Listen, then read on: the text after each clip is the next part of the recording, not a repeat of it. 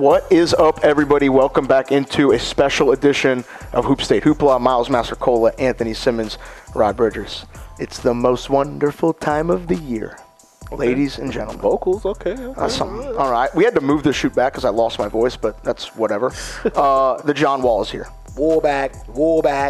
Back at Broughton, 27th through the 30th, and we have a lot of really good players coming to the John Wall. Like a lot of really, really, really good players. And luckily, we didn't have to go too far to get them. A lot of in-state talent, some of the best players in the country going to play for some of the best teams in the country. And we have the girls bracket as well. Girls is moving to William Peace this year, so everything will basically be within like a 2 square mile radius, which is great. When I say the John Wall Holiday Invitational, what comes to your mind? Memories, moments, high-level bump. I think just the tradition, man. Just, you know, it's just that time of the year. Like, it's synonymous with the holidays at this point. You know what I mean? So, you know, I'm excited. You know, the one thing you spoke on earlier, just saying we didn't have to go far to find a lot of talent. That just goes to show you the level of talent that we have here in the Hoop State. So, surely a blessing, man. Yeah, no, it's special. It's going to be two 8-team brackets, a 14 bracket, and then a little showcase series featuring some of our new friends from Atlanta. So we'll talk about that as well. On day one, 11 a.m., our opening tip-off game, we got the Burlington School taking on Southern Durham High School. Southern Durham, led by Jackson Keith, top 60 kid in 2025. And TBS, they have one of the best teams in the state of North Carolina. They look really, really good right now. Zion Walker's been playing some of the best basketball of his life. And then the freshman wing, King Gibson, continues to shine. That's going to be a great game to get the event started. And next up at 12:30, the other side of the Kobe White bracket, we have St. Anne's Belfield out of Virginia taking on Ravenscroft, the local team out of Raleigh. Ravenscroft's a traditionally good program. They look to be strong again. But Stab has Chance Mallory, who is just an electric bucket getter. The epitome of heart over height. He's like 5'8", 5'9" on a good day, but he can go fill it up in bunches. He's got a great group of supporting cast as well. They're going to be really, really tough to beat, but Ravenscroft, they're going to try to defend the home floor that is Raleigh. All right, and next up at 2 o'clock, Word of God Christian Academy, led by Kentucky commit Jaden Quaintance, is taking on Christ School. That's going to be an interesting one, Simmons. You got the battle of the front court with Mikey Wilkins and Quaintance. I mean, he is the biggest name. He is the biggest draw to the wall, right? Like, last year made a sneaky surprise appearance.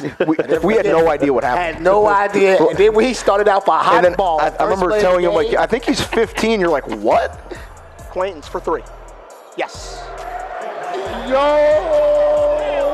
What a way to walk into the Hoop State. He's going to Kentucky. Like, from what I understand, I think he's the best player in the state regardless of class. And a lot of people say, arguably, you know what I'm saying, in some situations, he could be the best player in the country.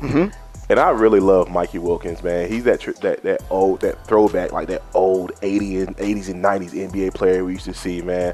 Like, loves to play with his back to the basket. He's physical, man. I love the way he plays the game. All right, and at 3:30, we have a Charlotte versus Raleigh battle. Garner is taking on Myers Park. I think Myers Park is widely considered the best public school team in the state of North Carolina, and for good reason. I mean, they have the big three of Boswell, White, and Muhammad, and they have a great supporting cast as well. Garner, a traditional program that has a lot of firepower in their backcourt. Simmons, how you see this one going? Myers Park comes to tournaments like this for one reason and one reason only. That's to hoist the trophy. They're trying to win as many chips and bring in as much hardware as possible. And they let that be known. Like, you know what I'm saying, in the way we see, you know what I'm saying, they work all over Twitter, all over IG, you know what I'm saying, having a chance to win a state championship last year. So they about business. Myers Park started on business when they flew that here. All right, next up, 5 o'clock, Millbrook, Highland.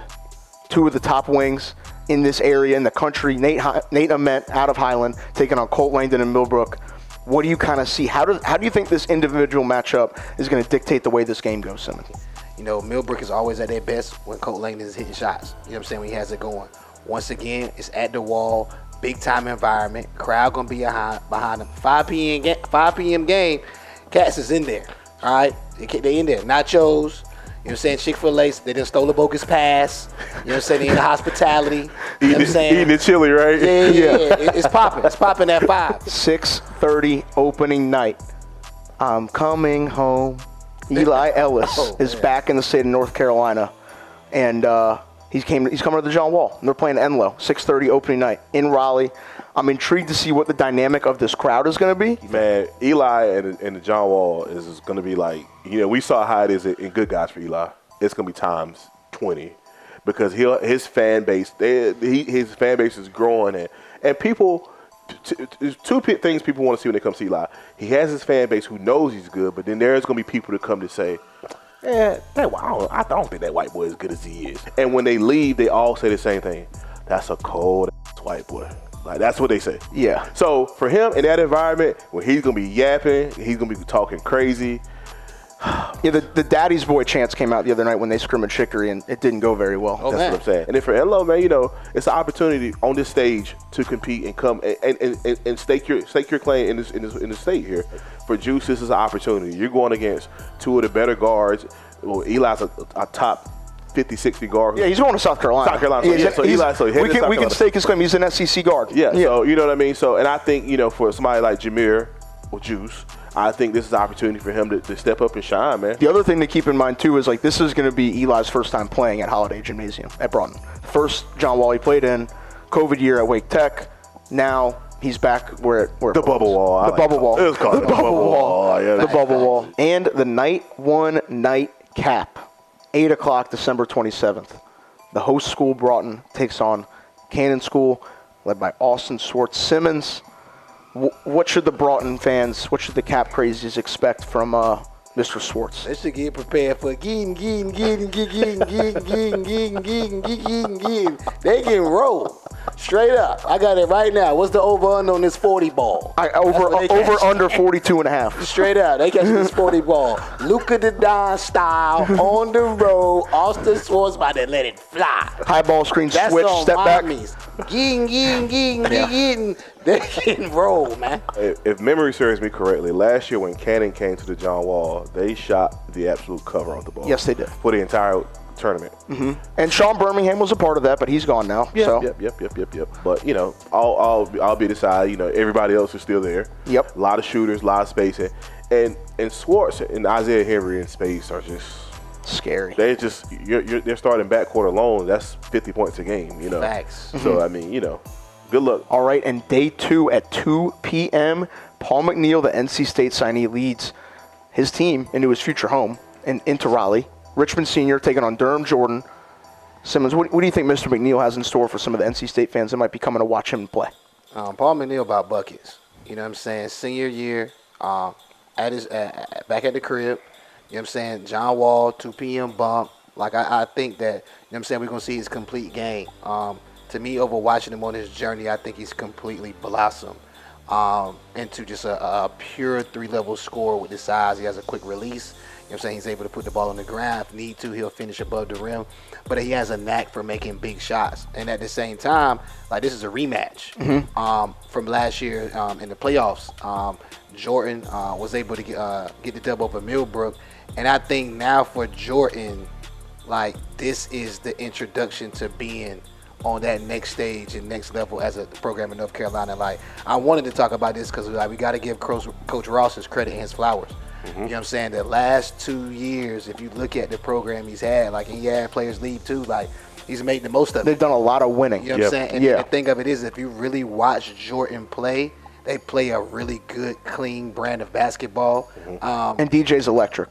And that was my last thing. Baby Ross like that. Yeah. Ain't no question about it. I'm going to toss out the Rod, but Baby Ross like that. I think for Paul, this is what this is all about. He's won the Gatorade Player of the Year. He has all the individual accolades. He's signed to a school that he wants to play for. For Paul, it's a couple things. Now, hey, 1, let's go win a John Wall, and 2, let's win a state championship. And I think honestly, the opportunity is there for both of them this year. For both to happen this year. DJ Ross he's going to turn the wall out. Yeah, I can tell you. He's going to have a couple moments. Yes. So this is going to be a fun game. All right, the second game we're going to be talking about, game 2 on day 2, 3:30, Orange and Northwood Pittsboro. Drake Powell, okay? This is his victory lap. He going to bumpity, and he plays 1 through 5. To me, right now, arguably the most complete player in the state of North Carolina as far as high school hoops is concerned. Arguably the most complete player in America. I think this year he going Paul Pierce in Boston before Ray Allen and Kevin Garnett. I think he going berserk. I think we could see a 50 ball from Drake Powell. I love Cole Clore, man. His game is evolving. He's starting to put the ball on the floor more. He's shooting it well. He's doing everything he needs to do to become a blue blood prospect. 5 o'clock, day 2. We have what is, I think, emerged as probably the best small-town rivalry in the state of North Carolina from a cross-state perspective. Two teams that have just done a lot of winning, have put a lot of players at the next level. I remember the playoff game back in 2021 with Breon and T. That's kind of, I guess, an appetizer for what was to come. Farmville Central, Reedsville, just two teams that have nothing but a championship on their mind. They met in the state championship last year. Josh Short with Farmville won. He moves on. Reedsville brings back their core. Larry Williford's adding players. And we have a heavyweight fight in the first round. Simmons, what you got? Oh, that's what I got. Farmville, you know what I'm saying, who's power in North Carolina. Coach Larry understands, you know what I'm saying, the wall. And last year, they was in a dog fight with Dylan Harper. They almost snuck out the back door. You know what I'm saying? Previous times before that, they was in a dog fight with Jonathan Kaminga. Yep. And they almost got that done. So, like, they understand what this is about, right? They're ready for the stage. From the 2-5. Then you got Reedsville, who's cut from the same cloth, you know what I'm saying, kids from the same type areas, and they got 2 stars. So for me, the reason why I want to set the table like this is, like, both of these teams are going to play hard. Yeah. Right? And now you know both of these teams are going to play hard, and you put them in an environment. It's going to be a pressure cooker. A national tournament like the Wall, and this is a state title type game. Do what you do, bro. This game here it's been circled on a lot of people's calendars for a long time. And I think here's the biggest misconception right now. The biggest misconception is people think that Farmville isn't Farmville anymore.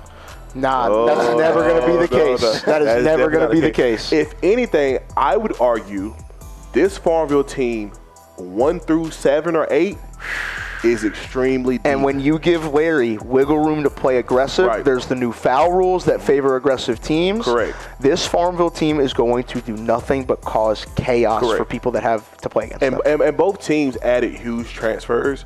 Tyler Whitehurst averaged 25 a game last year. Yep. Hampton Evans was an all-state, multiple-year all-state guy at Greenfield. Yep. You're throwing him in the fold with J.D. Daniels, M.J. Williams, Alex Moy, Chris Rhodes. Like, you know, you're plugging the guys guys that have been through wars together. Games. Now, does Farmville have the star? No. But, like, again, 1 through 7 or 8, it's hard to bet against them. And then for Reedsville has the star power. With Kendre and Deontay Neal, like that's kind of like a KG and compare them to KG and Marbury type thing. And I think people need to understand this. Deontay Neal is a no questions asked Division I point guard at 5'6". AKA Bing Bing. You know how got his name before he boot up. Bing Bing. You know how Straight good up. you have to be as a sophomore, a no question Division I point guard at 5'6". You have to be so you know good. Why, Buster? Bing Bing. Straight up. But that's the beautiful dynamic with Kendre and Deontay.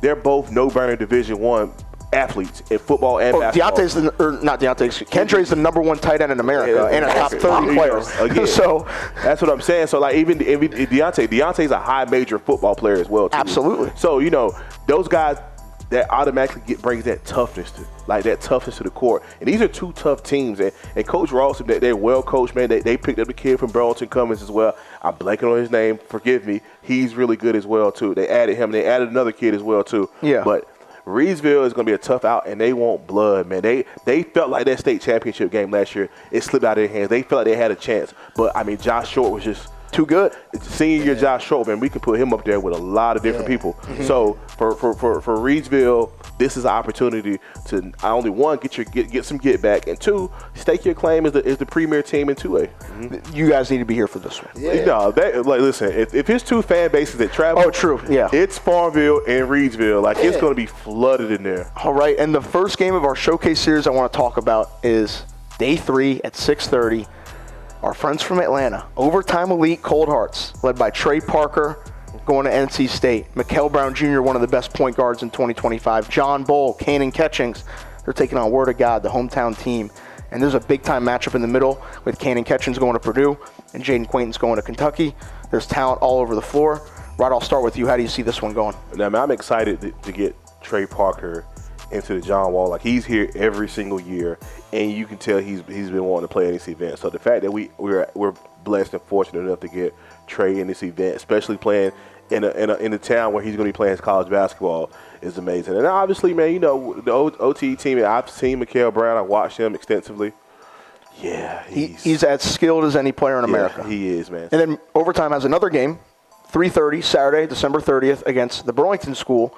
And this is an opportunity for King Gibson to kind of establish himself on that national stage in an event like this against all these top-ranked players. It also gives Zion Walker a chance to say, hey, I've gotten a lot better, and I can play with literally anybody. Let me show you. What kind of opportunity do you think this is for TBS, and how do you expect the Cold Hearts to just show what they have in their 2 games in Raleigh? There's not a lot of teams in North Carolina that probably be willing to play OT. You know, I mean, obviously with the collection of talent they have. So for Burlington School, that's momentous, I think. You know, and obviously for a guy like King Gibson, you know, where programs like OTE are always looking for the next guys. You know, again, I'm not trying to take him from TBS, but what is a good eval opportunity for them? Absolutely. Yeah. So, you know what I mean? That's just the reality of high school basketball where we're in today. So this is going to be a good game, though. I'm excited. All right, now that we've run through all the opening round games, let's take a look at how the Dayron Sharp bracket could develop. All right, so you have Garner, Myers Park, you have Millbrook, Highland. Could we see a Myers Park Highland matchup? That's Sadiq White, Nate Ament, both guys ranked very similarly. That's something that catches my eye right off the rip there. And the other one is in round 2 on the other side is the potential of a classic Hoop State Championship matchup for a semifinal. Winner goes to the championship, Word of God Moravian. No, absolutely. I mean, I look, this is a very competitive bracket from top to bottom, you know. I just look at, you know, again, like you see a potential Highland Myers Park game, just for example. I mean, guys like Sadiq and Nate, like they're competing for some of the same offers and things of that nature. I mean, so like, you know, that's going to be a high level game. And, you know, that's probably a game you'll probably see John Shire, the coach from Carolina, courtside as well, too. You know what I mean? Yeah, no, definitely. I feel like if they weren't there, they wouldn't, unless they had a game, they wouldn't be doing their job. Yeah. We'll probably see them both there. All right, who is one breakout player or player that you think is going to have a special performance in this bracket at this year's John Wall? I'm going to actually go Sir Muhammad. I think for Sir is the opportunity for people to see why he's as highly talented as he is. You know, we watched him grow from as a freshman to a senior in Myers Park. You know, playing in Myers Park with Team Curry as well too. But I just think with Sir, I just think his game is just. He does everything that you need to make, you know, winning basketball, make it easier for the other guys as well, too. So my fault. Is there any more Curry players in my bad, yo? He snuck me. I just thought Rob would go through. You can find somebody else. Yeah. I mean, outside of that, I'm for real. Sadiq White, like, I'm a fan. Like, I'm really intrigued in his growth. NBA body, NBA size when he walks in the door. You know, just having that relationship with Nick Jones, like a lot of times during their practices in the Curry chat, he just kind of like sends like plays of him in practice on the daily. And it's like, what? It's crazy, yo. Like his ceiling is, like, he really doesn't have one right now. Mm-hmm. It's like he's still growing so much in the process. So to be able to see him with these type of matchups on the line, you know what I'm saying, in the wall, like I'm definitely excited to see him. Yeah, I'll go with Nate Ament. I think the John Wall this year is when Nate Ament stamps his spot as a top 5 player in the country. Next up, the Devontae Graham bracket. There's just a lot of talent in here. Just a lot. So you have Broughton and Cannon. Simmons already let us know kind of what we think about how that one might go. Obviously, Reedsville, Farmville, that's a toss-up. Jordan Durham, Richmond Senior feels like a toss-up in a lot of ways, too. Northwood, Pittsburgh versus Orange. I feel like Northwood's favored. The interesting matchup here I could see in the semis is a Richmond Senior and Northwood matchup, a UNC versus NC State in Raleigh with a championship berth on the line to go to the John Wall. That would be a big-time matchup. Anything else kind of catch your eye, or does that the idea of NC State versus Carolina in the semis? Yeah, I like that. I love that, and I think, you know, having Reedsville or Farmville play those teams will be different. But, like, what's scary is just Cannon School got to be like a dark horse. You know what I'm saying? Favorite. Just because, like, the firepower. Yeah, you know what I'm saying? And then it's just like you said, like, you got Swartz, but his teammate.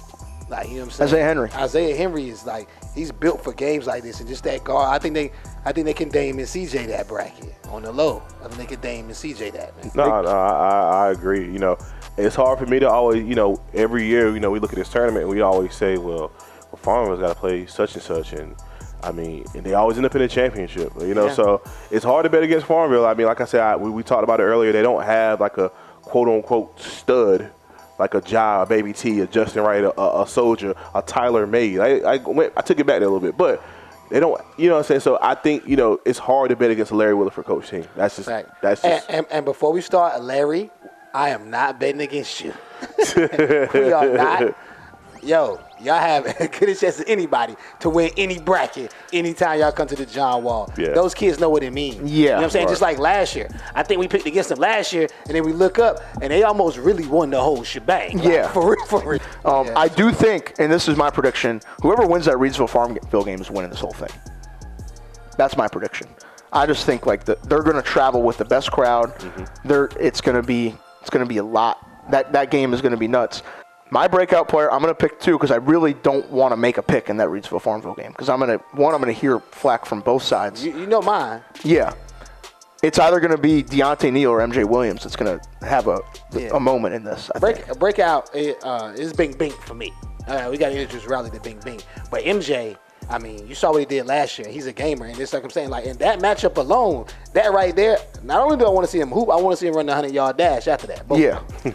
I'm gonna go Paul McNeil, and I know that's kind of probably like a cliche pick, but I just think, you know, Paul he's never played this event, and every elite hooper in North Carolina, regardless of what they tell you, they want to play in the John Wall. Yep. So for him, I think that's just another way he can add to his resume. Thank you guys so much for tuning into this special edition, the John Wall preview edition of Hoop State Hoopla. And like we said, December 27th through the 30th, the John Wall Holiday Invitational is back. Broughton High School with some games at William Peace as well. We'll have a full girls bracket reveal show coming to you soon, so stay on the lookout for that. And we cannot wait to celebrate the holiday with you at Broughton High School right after Christmas this year yet again.